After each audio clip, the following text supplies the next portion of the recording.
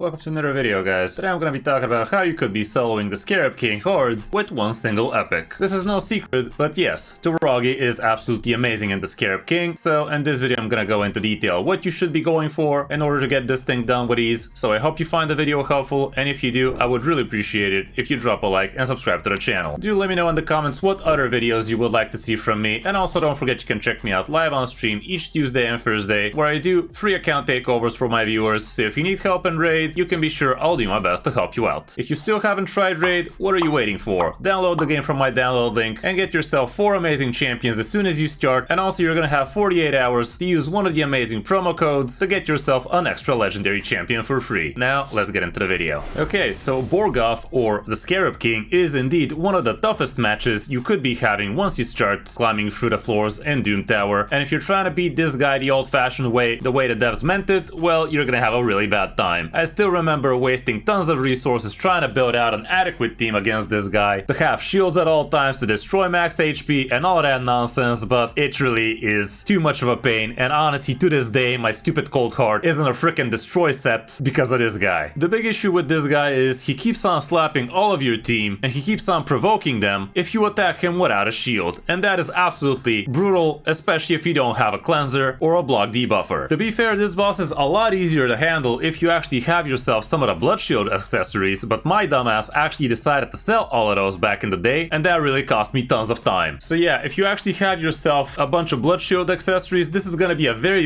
easy fight, and you're not really gonna need to do anything, especially nowadays with the free gear removal. You can literally just slap 5 champions with blood shield accessories and just treat the fight as any normal dungeon. It's gonna be actually extremely easy. You just pick your normal team you use in something like Dragon and give them a single blood shield accessory, which is always gonna give your champions a shield worth 5% of their damage dealt after attacking, but this actually happens before they attack, which is actually kind of weird if we gotta be completely honest, but it gets the job done against the Scarab King, so this would indeed be a lot easier of a fight, especially nowadays with the free gear removal. If you don't want to be hassled to always have to swap gear around though, might as well just build yourself a solo champion like Toragi and get the job done nice and quick. Well, it's not gonna be quick.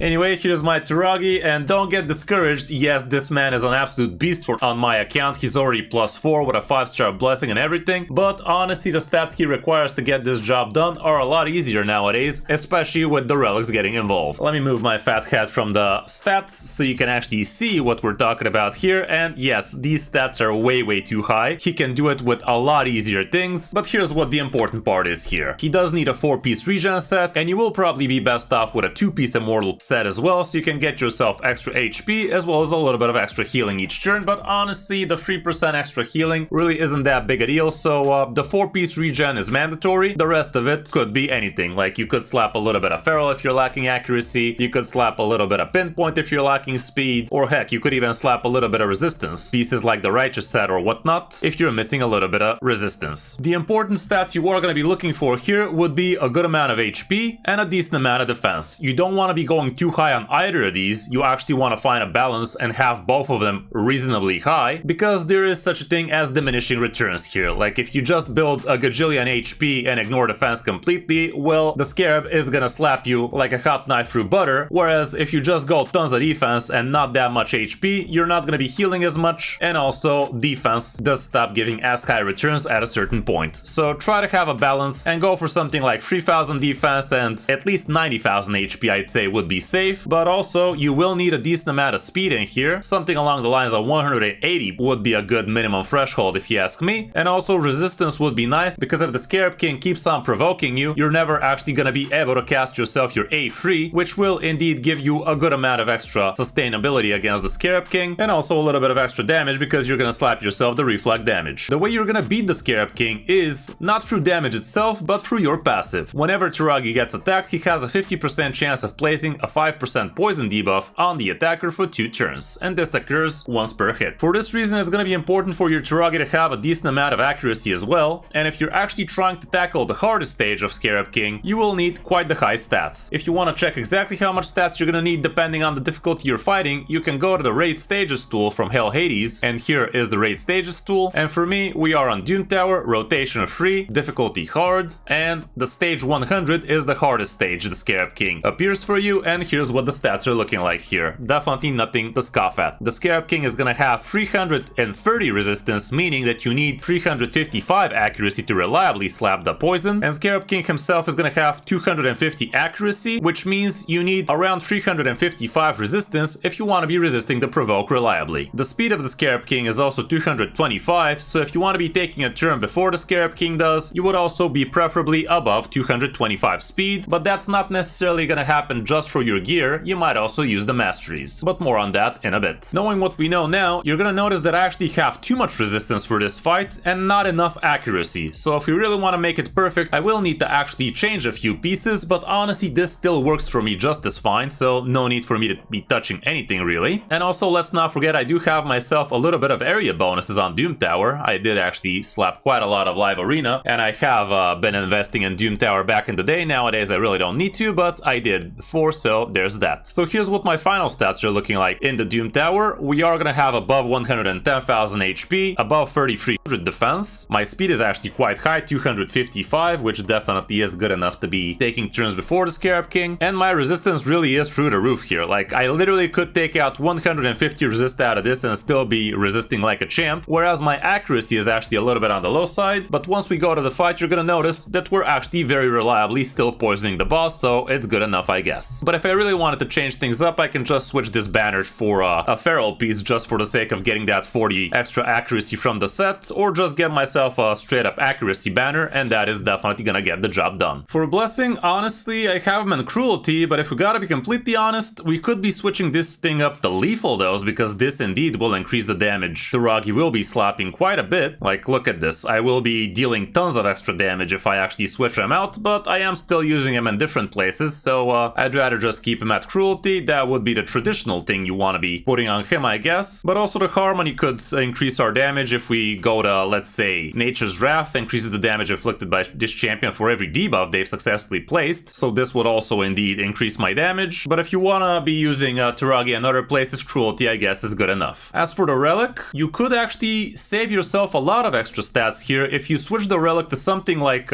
Golden Elixir, and even though this thing does not give you amazing stats on its own, the effect it gives definitely is worth it, because Toragi is basically just gonna keep on healing himself every time the Scarab King slaps him down under 50%, and that is gonna keep him alive for a lot longer, or basically forever if we gotta be honest. But you could also just use this relic just to get yourself stats you're missing. Like, for instance, we saw I'm missing a little bit of accuracy, so technically I could instead use something like the bell. We could just click on accuracy here and see what is actually gonna give us accuracy straight up, and here it is. This thing would give me about 50 accuracy if I level it up to level 9, but I really don't need to, like I said, so it is what it is. For the Masteries, here's what we have. Let me move myself in the middle, and we did went with the support tree as well as the offense tree. On the offense tree, it's definitely pretty lovely to get yourself the War Master. This is indeed gonna make the run quite faster, because you are gonna be slapping a lot of extra damage here and there. The Lives Drinker is also pretty nice, because this is gonna give you a little bit of extra healing if you need it. And technically speaking, you could even get yourself Whirlwind of Death if you really feel like you need to. This is gonna make you a little bit faster, as long as Toragi actually kills one of the champions during the waves, but that honestly is not gonna happen all that much, especially on auto. It's not gonna happen at all, most probably. But if you're really struggling for stats, you might actually want to manual the run and get yourself a few kills. 3 at most is enough if you want to get this mastery, and that is indeed gonna make you a lot faster. I'd say the support tree is a lot more important here, however, because this is gonna give you a lot of extra HP, it's gonna give you extra shields, healing, that kind of stuff, and the really important pieces would be this thing. The Spirit Haste is gonna give you 24 extra speed as well, and this should happen because everybody else does need to die on the boss fight. And also very important, get yourself the Master Hexer, because this is gonna extend the duration of your poisons quite a few times, and that is indeed gonna make the run a lot faster. Sniper is also something worth mentioning here, but I'd say Master Hexer is more important than Sniper, and you can't really get all 3 of these, even though they're all amazing. You just gotta pick 2, and I'd say Hexer plus the speed would be the ones to go for. Cycle of Magic also ain't bad, giving yourself extra A3s would be helpful for you, but yeah, all around these are the Masteries, just copy them and you should be fine. Technically speaking, you could even, instead of the offense tree, go for the defense tree, because the majority of the damage anyway is gonna be happening from your poison debuff. So if you're really struggling with the stat requirements for your build, this will indeed help you a lot, because there's plenty of defense and resistance for that matter. And here, like, you could go with this resistance, you could decrease the damage received by this champion by 8%. When it's hit by critical hits, that would be saving you a lot of health. Increasing the shields and healing this champion receives would be amazing. Reduces the damage champion receives from specific enemies also is pretty lit. So yeah, this kind of stuff can definitely tone down the requirements for your build. It is gonna slow down the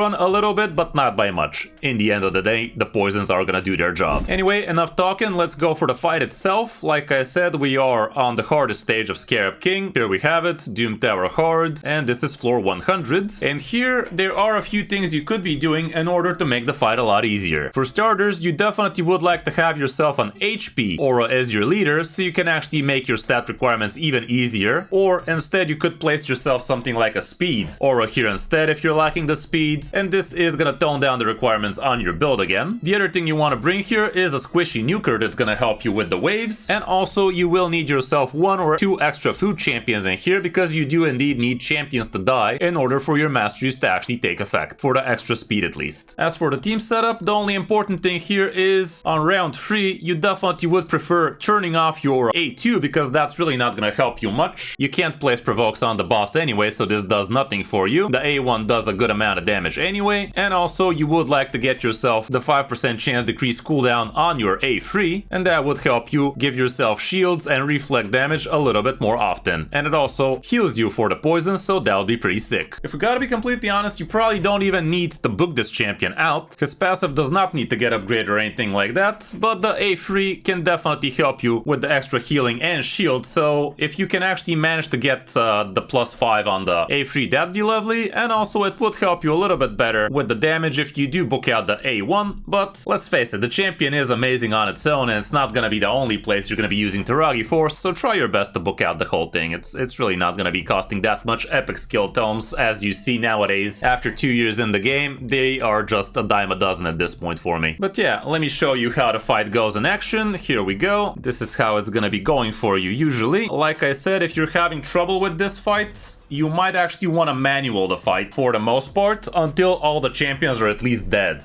Because you definitely want your nuker, your HP aura, and your food champions to die before Toragi actually uses his A3, because if he uses his A3 before they're dead, well, maybe you're gonna wipe, unless your Toragi is a monster like mine. Let's see how the fight goes in the meantime. And now here's the boss battle.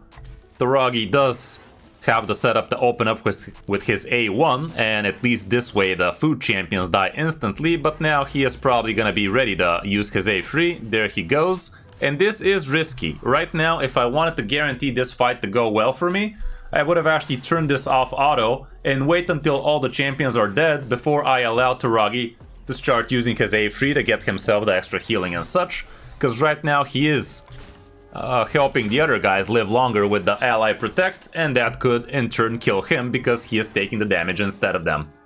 Anyway, enough talking, let me just show you how the fight goes. Toragi just slaps all of those poisons, look at this nonsense. Our other champions are gonna be no longer really soon, and after that it's just a matter of time for the Scarab King to get poisoned. Anyway, off I fuck.